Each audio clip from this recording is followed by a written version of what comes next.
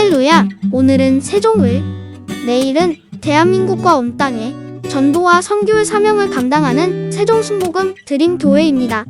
하나님의 사랑과 은혜가 치유와 응답이 있는 성령 충만한 교회입니다. 구독과 중보기도로 드림가족이 되어보세요. 오늘도 주 안에서 참 좋은 날입니다. 오늘은 여러분과 함께 새 시대 새 삶이란 제목으로 은혜를 나누고자 합니다. 사람은 시대를 따라 삶의 방향이 달라지는 것입니다. 저는 1936년 2월 14일에 태어났습니다.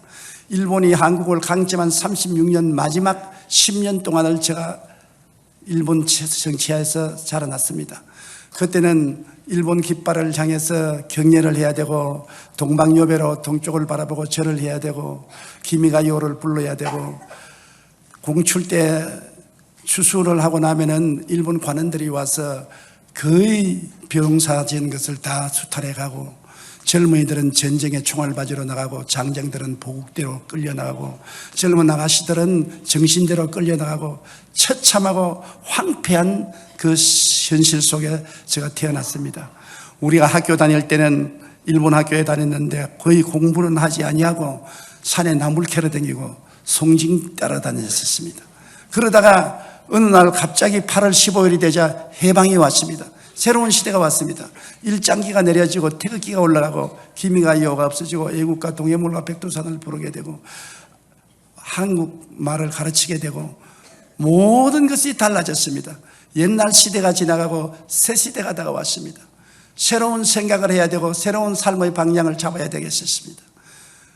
여러분, 이와 같이 우리 신앙생활도 옛 시대는 지나가고 새 시대가 다가오면 옛 사람식으로 생각하고 말하고 행동해서는 안 되고 새 사람식으로 생각하고 말하고 행동해야 살아갈 수 있는 것입니다. 옛 시대란 무엇이냐?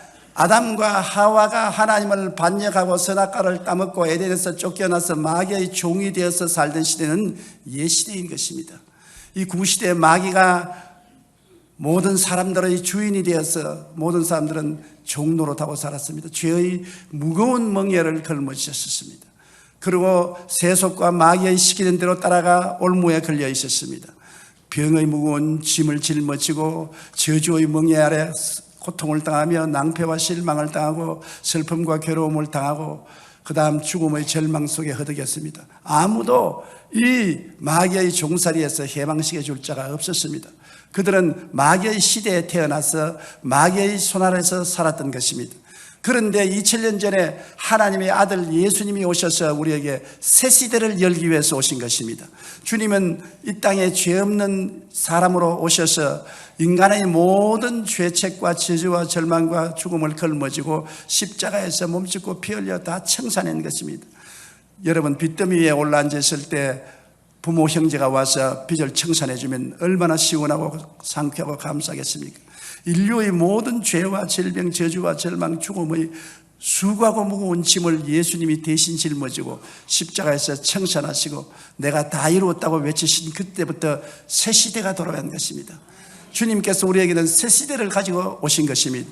바로 예수님이 고향 땅 나사렛에 가서 회당에 모인 사람들에게 말씀하신 것이 새 시대의 도래함을 선언한 것입니다. 새 시대는 어떠한 시대며 새 시대는 어떻게 살아야 되는 것입니까? 오늘날도 수많은 사람들이 구시대 속에서 구시대식으로 생각하고 말하고 행동하며 살고 마귀의 종살이하고 있는데 새 시대가 이미 왔는데도 아직 이해하지 못하고 깨닫지 못하고 새 시대식으로 생각하고 말하고 행동하지 못하고 사는 사람들이 많습니다.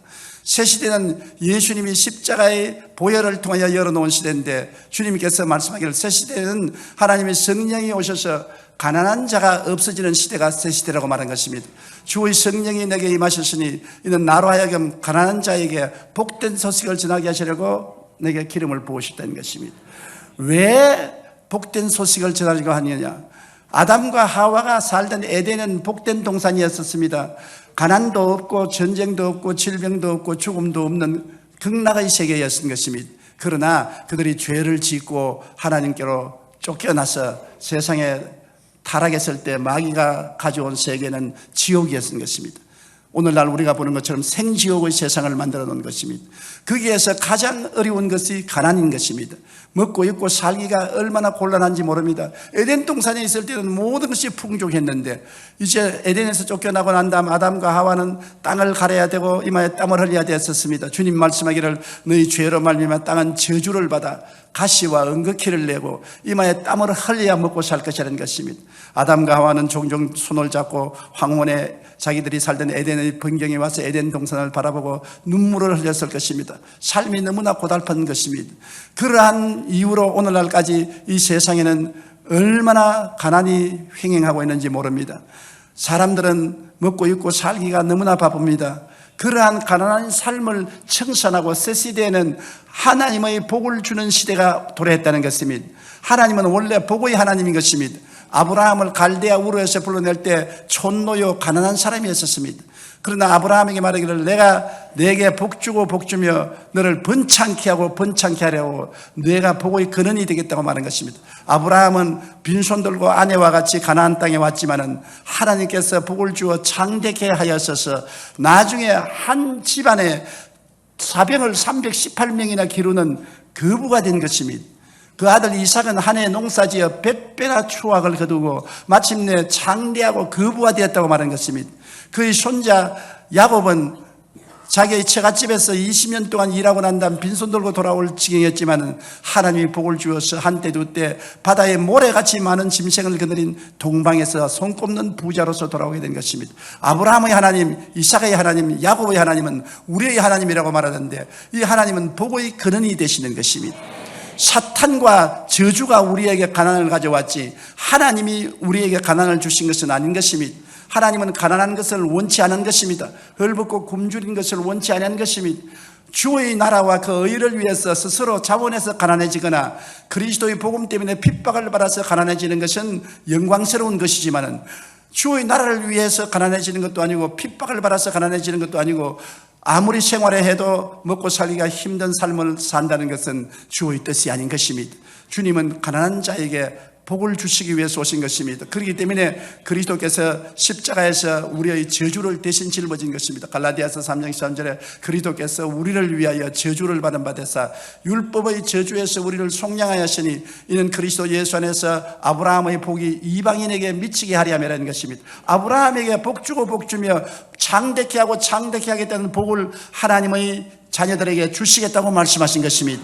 그러므로 예수 그리스도가 오신 새 시대는 가난을 없애고 하나님의 축복과 부요를 받아서 주께 영광을 돌리는 삶을 살도록 하는 것이 새 시대인 것입니다. 그렇기 때문에 우리는 새 시대는 새 시대식으로 생각해야 돼요. 저주를 쫓아내고 가난의식을 쫓아내고 성공과 부요의식으로 생각하며 축복을 말하고 축복을 기대하며 사는 그러한 생활이 되어야 되는 것입니다. 여러분은 구시대 사람이 아닙니다. 십자가 이후로는 예수님께서 우리에게 축복을 선포하고 말한 것입니다. 가난은 떠나갔습니다. 구시대 것입니다. 우리와 관계없습니다. 오늘날 또 사탄을 따라서 예수를 믿지 않고 사는 사람들은 구시대를 가슴에 안고 사는 것입니다. 새 시대가 왔는데도 구시대를 안고 살고 있는 것입니다. 세계를 여행해 보십시오. 예수를 옛날에 잘 믿었거나 오늘날 잘 믿은 사람이 물질적으로 가난한 나라가 하나도 없는 것입니다. 하나님이 같이 계시면 가난을 추방하는 것입니다. 우리나라도 그래요. 우리나라 경제가 부흥한 것은 교회가 부흥할 때 따라서 경제가 부흥하는 것입니다. 주님의 백성이 있는 곳에는 저주가 떠나가고 하나님의 부요가 임하는 것입니다. 그것이 새 시대의 새 생활을 시작하는 모토인 것입니다. 여러분은 새 시대 예수 그리스도 안에서 살고 새 시대에 태어난 사람들이기 때문에 새 시대 식으로 살아야 되는 것입니다. 저주는 물러가야 되는 것입니다. 가난은 물러가야 되는 것입니다. 부요의식을 가지고 사시고 풍부하고 부유한 말을 하시고 부요를 기대하고 성공과 축복을 기대하고 사는 여러분 되시기를 주의 이름으로 축원합니다. 하나님은 우리의 부요의 하나님이 되신다는 것을 알아야 되는 것입니다. 그 다음에 둘째로 주님께서는 말씀하기를 나를 보내서 포로된 자에게는 자유를 주기 위해서 왔다. 오늘날 주님이 가져온 새 시대는 자유의 시대인 것입니다. 우리가 일본 사람의 노예가 되어 있을 때는 자유가 없었습니다. 우리 마음대로 못 살아요. 농사를 지어도 다 공실로 빼앗기고 자유가 없어진 삶이란 얼마나 비참한 삶인지 모릅니다. 6.25 사변 때 공산주의자들이 쳐들어왔을 때 가는 곳마다 교회를 파괴하고 목사와 장로들을 죽이고 혹은 인질로 잡아가고 사회생활이 비참한 노예 생활을 했던 것을 기억하는 것입니다. 자유와 해방이 얼마나 그리운지 몰라요. 우리의 삶에 자유와 해방이 없으면 아무것도 우리에게 행복을 갖다 줄 수 없는 것입니다. 아담과 하와가 타락한 이후로 사람들은 마귀의 포로가 되어서 살았었습니다. 포로는 자기 마음대로 자고 깨지도 못합니다. 자기 마음대로 먹고 싶은 것 먹을 수도 없습니다. 자기 마음대로 휴식할 수도 없는 것입니다. 포로는 포로를 잡은 사람에게 끌려다니면서 시키는 대로 해야 되는 것입니다. 사람들은 마귀가 시키는 대로 하면서 살고 있는 것입니다. 여러분 이 땅에 보십시오.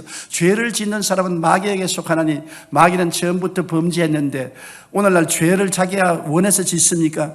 자기가 원치 않지만은 죄에 끌려다니지 않습니까? 술 취하고 방탕하고 음란하고 도박하고 살인하는 죄를 자기가 원해서 합니까? 자기도 알지 못하는 힘에 의해서 끌려가지 않습니까? 마귀의 포로가 된 것입니다. 세속과 마귀의 종이 되어 세상으로 끌려가는 것입니다. 도박하는 사람들 온치만 살림을 다 적폐를 내고 자기 아내 반지까지도 뽑아서 팔아서 도박을 합니다. 미쳤어요. 마귀에게 잡혔습니다. 포로되어서 그런 것입니다. 알코올 중독자가 하루 종일 술을 마시고 있습니다. 안 마실 수가 없어요. 포로된 것입니다. 방탕한 자가 돈만 있으면 가지고 방탕합니다. 왜? 마귀에게 포로가 되었기 때문인 것입니다. 사람이 건강하게 살고 싶어도 마음대로 되나요? 병들면 병의 포로가 되지요. 고통을 당하지요. 잘 살고 싶은데 가난하고 헐벗고 굶주리면 얼마나 괴로워요. 그것은 가난의 포로가 된 것이 아닙니까? 죽음의 포로된 사람들 아무리 더 살고 싶어도 더 살 수 있어요. 1초만 더 살고 싶다고 해도 마음대로 살지 못하는 것입니다. 인생들은 옛 시대에 사는 사람들은 마귀의 포로가 되어서 마귀에게 부리는 대로 끌려다니는 것입니다. 그러나 새 시대는 주님께서 우리를 자유케 한 것입니다. 십자가를 통하여 주님께서는 인생의 모든 불의와 죄악과 죄를 청산하시고 마귀의 정사와 권세를 밝히 벗어버려 십자가로 승리하시고 우리에게 그리스도 안에서 영혼이 잘 되고 범사가 잘 되며 강건하고 생명을 얻되 넘치게 얻는 새 시대의 자유를 주신 것입니다. 오늘날 여러분은 새 시대의 자유를 가진 사람인 것입니다. 죄에서 자유를 얻었습니다. 세상과 마귀에서 자유를 얻었습니다. 질병에서 자유를 얻었습니다. 저주에서 자유를 얻었습니다. 사망의 세력에서 자유를 얻었습니다. 여러분은 영혼이 잘 될 자유를 얻었습니다. 범사에 형통할 자유를 얻었습니다. 강건한 자유를 얻었습니다. 우리 마음속에 성령이 오셔서 자유의 기쁨을 만끽하게 만들어 주신 것입니다. 우리는 새 시대에 살고 있는 것입니다. 지금은 자유와 해방을 얻은 시대에 살고 있는 것입니다. 오늘날 또 일정 시야에 그 식민지 생활을 하는 그런 사고를 가지고 있는 사람이 있으면 불쌍한 사람이지요. 일정 시대는 이미 60년 전에 지나가고 마는 것입니다. 그런데도 아직 그 사고를 가지면 불쌍하지요. 지금은 대한민국 독립한 우리 대한민국 자유의 시대에 왔는 것입니다. 대한민국 국민으로서 생각하고 말하고 행동하고 살아야 될 것인 것입니다. 여러분은 예수 나라에 들어온 것입니다. 그리스도의 자유에 들어온 것입니다. 더 이상 속박을 받지 마십시오. 진리를 알지니 진리가 너희를 자유케 하리라. 이 소식을 들었으면 자유를 선포해야 되는 것입니다. 더 이상 마귀와 짝을 해서는 안 되는 것입니다. 마귀에 끌려가서도 안 되는 것입니다. 사탄아 물러가라. 나는 자유를 얻었다고 외쳐야 되는 것입니다. 여러분은 하나님께서 주권과 권세를 주셔서 원수를 쫓아내고 자유를 취할 수 있는 자격과 권세를 가지고 있는 것입니다. 포로된 자에게는 주님께서 자유를 주는 시대가 왔다고 선포하고 있는 것입니다. 여러분이 무엇에 억압되어 있는 것입니까? 무엇이 여러분 가슴을 짓누르고 있는 것입니까? 염려, 근심, 불안, 초조, 절망, 고통입니까? 악한 습관입니까? 마귀의 억압입니까? 그 모든 것에 자유를 선포했습니다. 여러분은 자유롭게 되어야 되는 것입니다. 이것을 생각하십시오. 이것을 말하십시오. 이것으로 행동하십시오. 자유 속에 사십시오. 그러면 여러분이 행복을 가지고 평안하게 살 수 있는 것입니다. 세 번째, 주님께서는 말씀하기를 눈먼 자에게 다시 보게 함을 전파하러 왔다고 말한 것입니다. 내가 보는데, 그러나 육의 눈으로 보는 것은 육신의 세계뿐이요, 영으로 눈으로 보는 것은 영의 세계를 보는 것입니다. 육으로 난 것은 육이요, 성령으로 난 것은 영인 것입니다. 예수님께서 하루 제자들과 가는데 날 때부터 장님된 사람이 앉아 구글하게 된 제자들이 보고 주님이 이 사람이 부모의 죄 때문에 장님으로 태어났습니까? 자기 죄 때문에 장님으로 태어났습니까? 주님께서 부모의 죄도 아니고 자기 죄도 아니고 하나님의 영광을 나타내기 위한 것이라고 해서 침을 뱉어서 진흙을 이겨서 눈에 바르고 실로암에 가서 씻으라고 하니까 그가 실로암에 가서 씻으니 눈이 떠서 밝아진 것입니다. 깜깜한 세계에 살다가 눈이 밝아져서 모든 사물을 분명히 보게 될 때 얼마나 행복하겠습니까? 눈이 어두운 사람에게 장미꽃이 붉고 아름답다고 해도 붉다는 생각을 할 수가 없는 것은 본 적이 없기 때문인 것입니다. 그리고 물이 얼마나 맑고 청명하다고 해도 본 적이 없습니다. 본 적이 없으니 이해할 수 없고 깨달을 수가 없지요. 그러나 눈을 떠서 보면 설명할 필요가 없이 장미꽃이 붉고 아름답고 물은 맑고 청명한 것을 보고 즐거워할 수가 있는 것입니다. 오늘날 아담의 후예들은 영적으로 죽어버렸기 때문에 영적인 눈이 전혀 없습니다. 아무리 박사가 되고 석사가 되고 연구원이 되더라도 세상에 3차원의 세계인 물질적 세계를 연구해서 박사와 학사가 될지 모르지만 영적 세계는 눈이 없는데 못 보지요. 그러므로 세상에 박사여 학위를 가졌다고 한 사람이 하나님이 있다 없다 말하는 것은 바보 천치와 같은 것입니다. 장님이 꽃이 불다 안 불다는 것을 분별하지 못하는 것처럼 영의 세계를 전혀 모르는데 어떻게 말하는 것입니까? 오늘날 세상 사람들은 영적으로 장님인 것입니다. 영이 죽었기 때문에 안 보이는 것입니다. 어디서 와서 왜 살며 어디로 가는지 모릅니다. 영적으로 모르기 때문에 인간적으로 해석하려고 애를 써서 사람은 아메바에서 발전해서 원숭이가 사람이 되었다고 말하는 것입니다. 진화론은 영적으로 죽은 사람이 인간의 존재를 설명하려고 해서 조작해서 만들어낸 이론에 불과한 것입니다. 그러나 예수님이 와서 우리의 눈을 떼어주면 눈을 떠서 영적 세계를 깨달아 알게 되면 그런 어리석은 소리를 하지 않게 되는 것입니다. 예수님께서 우리의 죄를 대신 짊어지고 죽으심으로 사망을 철폐하시고 그리스도를 통해서 성령으로 우리를 부활시켜서 생명을 주시는 것입니다. 주의 생명이 우리 속에 들어오면 우리가 어떠한 존재인 것을 알게 되는 것입니다. 여러분, 성경에는 창세기에 우리를 만드실 때 하나님의 뭐라고요? 형상과 하나님의 모양대로 지음을 받았다고 말하지 않습니까? 이게 보통 말이 아닌 것입니다. 짐승들은 하나님의 형상과 모양대로 지었다는 말이 없습니다. 그냥 흙으로 지었다고 하는지만 사람은 하나님의 흙으로 사람을 지으시고 생기를 불어넣어서 하나님의 형상과 모양대로 지었다는 것입니다. 형상은 뭡니까? 여러분의 형상은 무엇으로 봅니까? 사진을 찰칵 찍으면 사진에 여러분이 찍혀 나옵니다. 누굽니까? 여러분의 형상이지요. 여러분의 형상은 사진을 보면 알 수 있는 것입니다. 요사이 결혼할 때 미리 사진 바꾸지 않습니까? 신부나 신랑을 보기 전에 사진을 보면 이렇게 형상이 생겼구나. 형상이라는 것은 바로 사진과 같은 것입니다. 여러분은 누굽니까? 하나님의 사진인 것입니다. 하나님을 보고 싶으면 여러분을 보면 여러분이 하나님의 사진이라고요. 하나님이 사람을 당신의 사진으로 만드시고 또 모양을 하나님 모양으로 만드는 모양은 무엇을 말합니까? 성품을 말하는 것입니다. 우리의 성품을 하나님의 성품으로 만드는 것입니다. 희노애락을 하나님과 똑같이 우리가 희노애락을 가진 것입니다. 하나님과 같이 생각하고 하나님처럼 감정을 가지고 하나님처럼 결단을 내리는 의지를 가진 하나님의 성품을 가진 존재인 것입니다. 얼마나 놀랍게 만들었습니까? 하나님의 사진이요 하나님의 성품을 그대로 가진 것이 사람인 것입니다. 왜 짐승들이 사람을 두려워하는지 압니까? 안 가르쳐도 사람을 보면 아이고 하나님이 오시구나. 하나님의 형상이기 때문에. 그래서 짐승들이 사람을 두려워한다고요. 시골에 가십시오. 어린아이가 황소를 끌고 다니는 것입니다. 황소 한 번만 흔들어버리면 박살이 날 것인데 그래도 어린아이 손에 끌려다닙니다. 왜? 황소의 눈에는 하나님의 형상으로 보이기 때문에 하나님처럼 보이기 때문에 두려워서 벌벌 떠는 것입니다. 여러분은 이런 하나님의 형상을 가지고 태어난 고귀한 존재인 것입니다.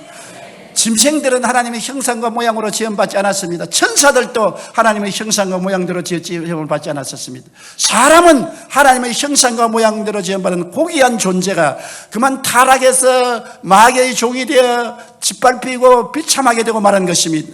그런데 내가 누군지를 알고 내가 어디서 와서 왜 살며 어디로 가는지를 깨달아 알 수 있는 길은 예수를 믿고 영의 눈이 번쩍 뜨이면은 나는 진화론적 이론에 의해서 아메바에서 생겨난 것이 아니라 하나님의 형상과 모양으로 지음받은 사람이구나.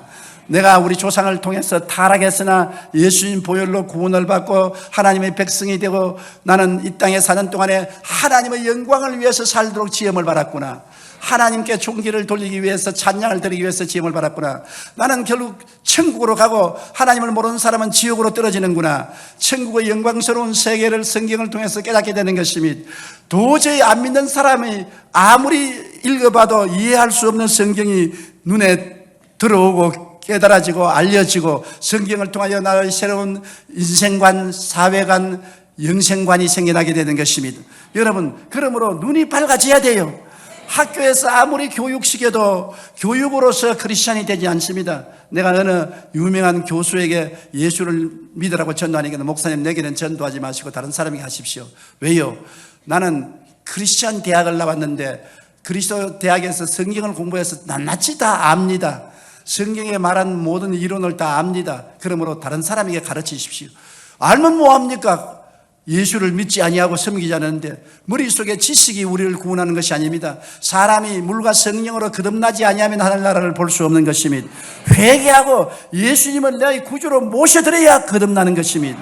예수님을 연구해서 배운다고 해서 크리스천이 되는 것이 아닙니다. 그리스도에게 내 인생을 내어 맡기고 내 죄를 회개하고 주님을 주님으로 모셔드리고 주님을 섬기고 따라갈 때 거듭나게 되고 어두운 눈이 밝아지는 것입니다. 어두운 눈이 밝아져야 돼요. 장님으로 인생을 살 수 없어요. 사람은 일생을 이 세상에 사는 것은 아닙니다. 사람은 살다가 이 세상을 떠나서 천국 아니면 지옥으로 가는 것입니다. 눈 감고 어딜 간지도 모르가다가 천길 만길 낭떠러지에 지옥불에 떨어지면 얼마나 비참합니까? 눈을 떠야 돼요. 눈을 떠야 돼요. 눈을 떠서 보아야 돼요. 오늘날 북한에 있는 수많은 주민들이 눈이 어두워서 나만이 헐벗고 굶주리고 거지들이 득실거린다고 그렇게 생각하고 있는 것입니다. 눈을 떠서 못 보기 때문에 그런 것입니다. 실제로 와보면 우리가 얼마나 엄청스럽게 북한보다 잘 산다는 것을 알 수 있는 것입니다. 눈을 떠서 봐야 돼요. 천국도 눈을 떠서 봐야 돼요. 예수 그리스도를 통해서 성령으로 거듭나야 비로소 눈이 떠있는 것입니다. 예수님은 눈 띄우기 위해서 오신 것입니다. 예수님은 영적인 안과 의사인 것입니다. 눈을 놓은 사람이 그리스도에게 오면은 눈을 떠서 내가 누군지를 알게 되고 어디서 와서 왜 살며 어디로 가며 천국은 어떤 것인 것을 주께서 보여주시는 것입니다.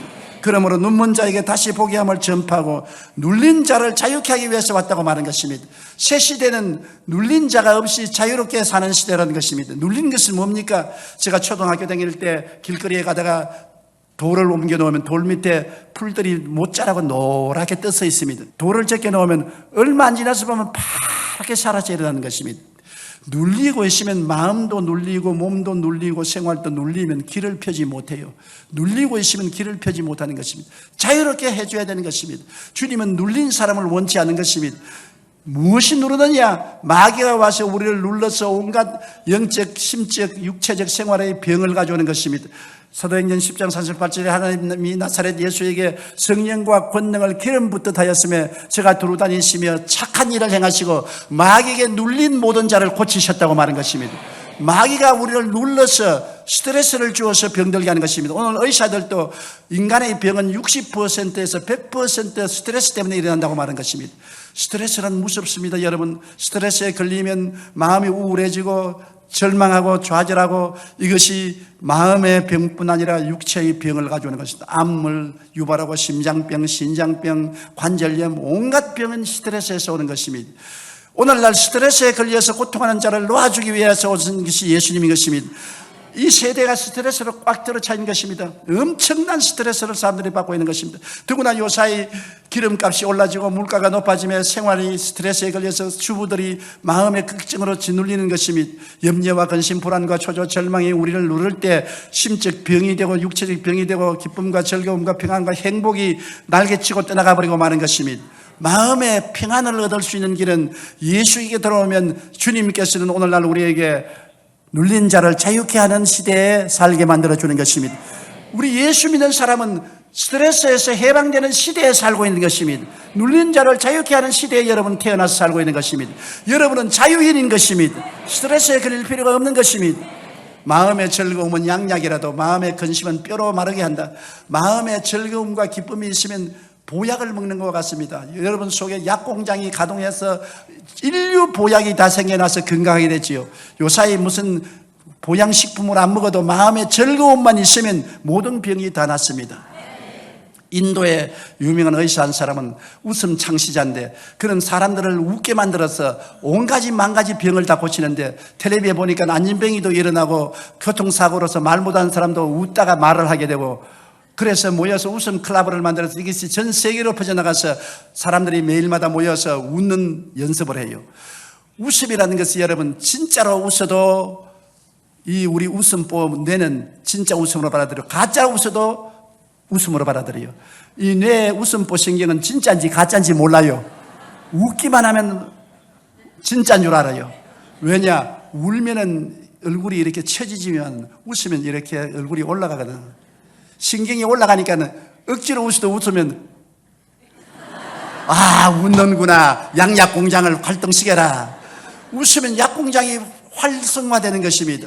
가짜로 웃든지 진짜로 웃든지 자꾸 웃어야 돼요. 내가 어제 국민일보에 보고 놀란 기사를 발견했는데요.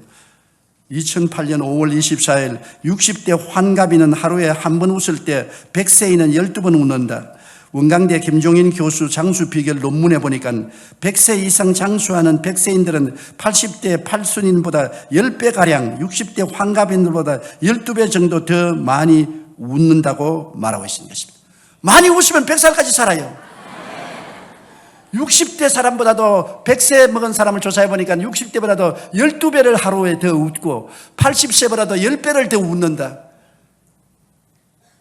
웃으면 오래 살고 화내고 얼굴을 찡그리면 생명을 단축한다는 것, 이게 얼마나 놀라운 것입니까? 웃음이란 스트레스를 해소하는 것입니다. 사람이 웃는 것도 스트레스를 해소하고 우는 것도 스트레스를 해소하는 것입니다.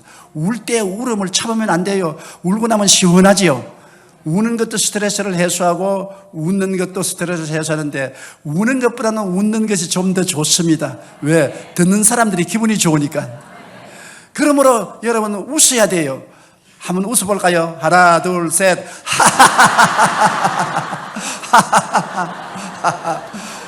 아침 저녁으로 웃으십시오. 여러분 거울을 달고 잘났으니까 좋아서 웃고 못났으니까 불쌍해서 웃고 기분이 좋아하면 좋아서 웃고 찡그리면 모양새가 우스워서 웃고 하루 종일 자꾸 웃으면 여러분 오래오래 장수하고 살게 되는 것입니다. 예수님은 우리에게 눌린 자를 자유케 하기 위해서 왔기 때문에 염려, 근심, 불안, 초조, 절망도 없애버려야 되는 것입니다. 이 논문에 보니까 100세인들의 근심, 걱정은 팔순인과 비교할 때 6분의 1, 환갑인에 비해서 12분의 1 정도밖에 안 된다. 100세 이상 장수하는 노인은 그만큼 근심, 걱정이 적고 스트레스도 없다는 것입니다. 그러므로 근심 걱정하지 말라는 것입니다. 주님께서는 뭐라고 말씀하셨습니까? 수고하고 무거운 짐진 자들은 다 내게로 오라. 내가 너희를 쉬게 하리라. 인생을 쉽고 가볍게 살아라.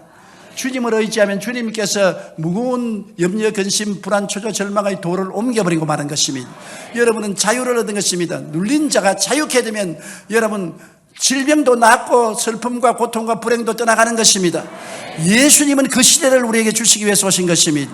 이제 짓눌린 삶을 살지 마십시오. 내 마음이 짓눌리고 생활이 짓눌리고 육체가 짓눌려서 온갖 심신의 병을 일으키는 것은 다 추방하고 매일 주님께 감사하고 찬송하고 자꾸 웃고 감사하고 찬양하면 만병이 다 치료가 되고 건강하게 살 수 있는 것입니다. 생활의 행복도 웃음 속에서 피어나는 것입니다. 늘 불평, 원망은 파멸을 가져와요. 이스라엘 백성이 광야에서 왜 하나님께 버림받았는 것입니까? 늘 원망하고 불평하고 탄식하다가 하나님께 버림받는 것입니다. 웃으면 하나님이 같이 와서 계시는 것입니다. 즐거운 속에 하나님이 계시고 원망과 탄식 속에는 사탄이 와서 좋아서 날뛰는 것입니다. 주님께서는 눌린 자를 자유케 하기 위해서 오셨고 은혜의 해를 전파하기 위해서 오신 것입니다. 오늘날 우리 시대는 은혜의 시대인 것입니다. 구약 시대는 율법의 시대인 것입니다. 율법이란 여러분, 율법을 지키지 아니하면 하나님께 심판을 받고 판단을 받고 벌을 받고 멸망을 받는 것입니다. 구약 전체 율법이 몇 가지인지 압니까? 그 중에 추려서 10개를 주시는데 10개도 지키기가 힘듭니다. 내 앞에 다른 신을 두지 말라, 우상에 절하지 말라, 하나님의 이름을 망령되이 부르지 말라, 안식일을 거룩히 지켜라, 내 부모를 공경하라, 살인하지 말라, 간음하지 말라, 도둑질하지 말라, 내 이웃을 거짓 증거하지 말라, 내 이웃을 탐하지 말라. 이것도 지키기 힘듭니다. 이것도 한 가지만 범하면 범죄하게 되고 정죄받고 멸망받는 것입니다. 그러니 율법하에서 어떻게 삽니까? 나는 그럼 불교 믿겠지. 불교는 쉬운 줄 알아요. 불교는 여러분 지켜야 될 율법이 227가지가 있는 것입니다. 그 중에 추려서 반드시 지켜야 되고 안 지키면 지옥 가는 것이 5가지가 있는 것입니다. 살생하지 마라. 빈대벼락도 죽이면 안 돼요. 빈대벼락도 죽이면 여러분 살생인 것입니다. 그리고 간음하지 말라. 음란한 생각만 해도 범죄하게 되는 것입니다. 그 다음 도둑질하지 말라. 아무도 도둑질할 수 없어요. 그 다음에 거짓말하지 말라. 거짓말 안 하고 사는 사람 한번 손 들어봐 주십시오. 하얀 거짓말, 빨간 거짓말, 노란 거짓말, 까만 거짓말, 온갖 거짓말을 다 하고 사는 것입니다. 사실 부부간에 살 때도 거짓말 없이 살다가는 밤낮 싸우다가 볼일 다 봐요. 부인이 원치 않은 일을 해놓고 난 다음에는 입석 닦고 어디 갔다 왔노? 친구하고 뭐 한잔 한다고. 부인은 또 동창들하고 좋지 않은 데 갔다 와가지고 어디 갔다 왔노? 오늘 동창들하고 오늘 파티에 갔다 왔다. 하얀 거짓말도 많이 하고 정말 새빨간 거짓말을 해서 사기치는 사람들도 많지 않습니까? 거짓말을 하면 지옥 가요. 불교에서는. 그러므로 거짓말 하지 말아야 되고 그 다음에는 중독성을 먹지 말라. 담배, 술 먹으면 지옥 가요. 중독성이기 때문에. 중독성이 있는 것은 먹지 말라. 이게 불교 신자들은 반드시 지켜야 될 5가지인 것입니다. 227가지는 스님들만 지킬 수 있지 보통 사람은 지키지 못하는데 보통 사람들도 이 5계명은 지켜야 되는 것입니다. 율법 시대에 살면은 여러분 구원받을 사람이 한 사람도 없어요. 모든 사람이 죄를 범하였으며 하나님의 영광에 이르지 못합니다. 우리가 율법 시대에 태어났으면 얼굴을 들 수가 없어요. 다 지옥 가게끔 도장 찍어놨어요. 그런데 예수님은 우리에게 오신 것은 은혜의 시대를 전파하기 위해서 왔습니다. 그 은혜의 시대는 뭐냐? 내가 대신해서 다 갚았다. 네가 지은 모든 죄를 내가 일생의 죄를 대신해서 다 갚았다. 내가 미국의 어느 조그마한 주에 부흥회를 갔다가 참 재미있는 이야기를 들었습니다. 그 목사님 우리 이 동네에는 참 재미있는 일이 있습니다. 이게서 제일 큰 부잣집 며느리가 도둑왕입니다. 시아버지가 굉장히 부자인데 이 며느리가 도둑왕인데 백화점에 들어가서 트럭채로 그냥 물건을 훔쳐 나옵니다. 그래도 안 잡힙니다.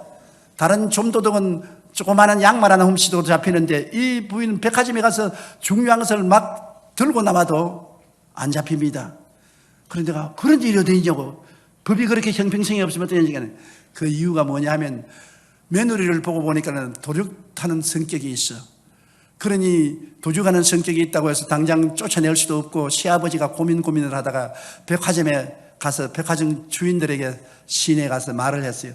우리 며느리가 훔치는 것은 내가 사는 것이기 때문에 전부 다 청구서를 내게로 내라. 우리 며느리가 무엇을 가져가든지 다 내가 다 청산해 줄 테니까 며느리가 가져가는 것은 고발하지 마라. 각 백화점 주인들은 며느리가 오기를 웰컴, 어서 오십시오.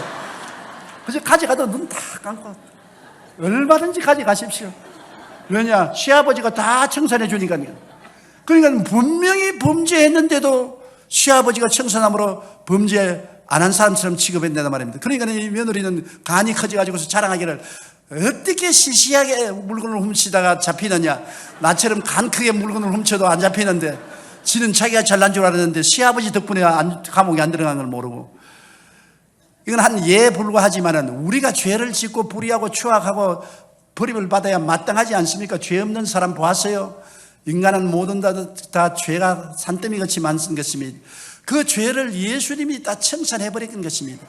예수님이 십자가에서 그 모진 고통 당하시면서 우리의 죄값을 다 갚아서 예수님이 다 이루었다는 헬라어로 테텔레스타인데 그 원어 그대로 번역하면 내가 다 청산했다는 말인 것입니다. 여러분의 죄가 청산되었어요. 조용기 죄가 청산되었어요. 청산해버렸습니다. 하루 이틀의 죄가 아니라 태어나서 죽을 때까지 죄를 다 청산해버린 것입니다. 세상에 이런 은혜가 어디에 있는 것입니까? 은혜롭지요? 그러므로 이 은혜에 우리는 감사해서 주님 영광 위해서 사는 것입니다. 성령을 받아서 이제 성령의 도움으로 주님의 은혜에 감사해서 주님 영광을 위해서 사는 생활이 우리 크리스찬 생활인 것입니다. 은혜의 해를 전파하기 위해서 왔은 것입니다. 우리는 은혜의 시대에 태어나서 예수를 믿음으로 말미암아 그 은혜 덕분으로 구원을 받아 천국 가게 된 것입니다. 오늘날 자기 죄로 지옥 가는 사람 없습니다. 안 믿고 때문에 지옥 가는 것입니다. 자기 의로운 행위로 천당하는 사람은 없습니다. 예수 믿어서 천당합니다. 그 은혜를 인하여 믿음으로 말미암아 구원을 얻었나니 이것이 우리에게서 난 것이 아니요 하나님의 선물이라 행위에서 난 것이 아니니 누구든지 자랑치 못하게 하려 함이라. 오늘 자랑할 사람은 없습니다. 예수님의 은혜 때문에 우리는 축복을 받아서 예수를 믿음으로 살고 성령으로 말미암아 거듭나서 자꾸 변화되고 그리스도를 닮아가는 삶을 사는 것입니다. 율법의 시대에 태어나지 않았습니다. 율법에서 해방과 자유를 얻고 은혜 시대에 태어나서 성령으로 말미암아 변화받으면서 사는 것입니다. 오늘날은 그리스도의 형상을 닮아서 변화되며 살아야 되는 것입니다. 오늘날 예수께서 오신 것은 여러분에게 새로운 시대를 선포하기 위해서 오신 것입니다. 새로운 삶을 선포하기 위해서 온 것입니다. 마음이 바꾸어져야 되는 것입니다. 생각이 바꾸어져야 되는 것입니다. 말이 바꾸어져야 되는 것입니다. 믿음이 바꾸어져야 되는 것입니다. 시대가 달라지는데 왜 여러분이 안 달라지는 것입니까? 삶이 달라지는데 왜 안 달라지면 어떻게 하겠습니까? 예수 그리스도로 말미암아 오늘날 가난에서 해방되고 포로에서 자유를 얻고 눈먼 자에서 보게 되고 눌린 자에서 자유를 얻고 은혜의 시대에 은혜를 받아서 영혼이 잘되고 범사에 잘되며 강건하고 생명을 얻되 넘치게 얻어 그리스도를 향해서 매일같이 그리스도의 영광을 위해서 사는 여러분이 되어야만 되는 것입니다. 이렇게 할 때 하나님께서 영광을 받으시고 예수 그리스도의 십자가의 보혈의 공로가 효과를 발생하는 것입니다. 우연히 예수님이 십자가에 고난당한 것이 아닙니다. 이 엄청난 축복을 우리에게 주시기 위해서 십자가 고난당했으므로 그리스도를 중심으로 모시고 그리스도를 사랑하고 경배하며 따라가는 여러분 되시기를 주님 이름으로 축원합니다. 우리 고개 숙여 기도드리겠습니다. 사랑이 많으신 우리 하나님 아버지요, 주님께서 우리에게 은혜의 시대를 주시기 위해서 이 땅에 오셔서 엄청난 고통을 감내하시고 몸짓고 피 흘려서 값주고 새로운 시대를 주시고 새로운 삶을 주신 것을 감사합니다. 우리는 새로운 시대에 태어나서 새로운 삶을 선물로 받았으므로 새로운 삶을 사는 우리들이 되게 도와주시옵시고 구시대에 살지 말고 구태연한 삶을 살지 말게 도와주시옵소서. 이전 것은 지나갔으니 보라 새 것이 되었다고 했으므로 새 것으로 사는 우리들이 되게 도와주시옵소서. 성령이여 바람같이 불같이 생수같이 임하여 역사하여 주시옵시고 모든 사람이 그리스도 안에서 새 마음을 얻고 새 말을 하고 새 생활을 하고 새로운 축복을 받게 도와주시옵소서. 예수님 이름으로 기도드리옵나이다.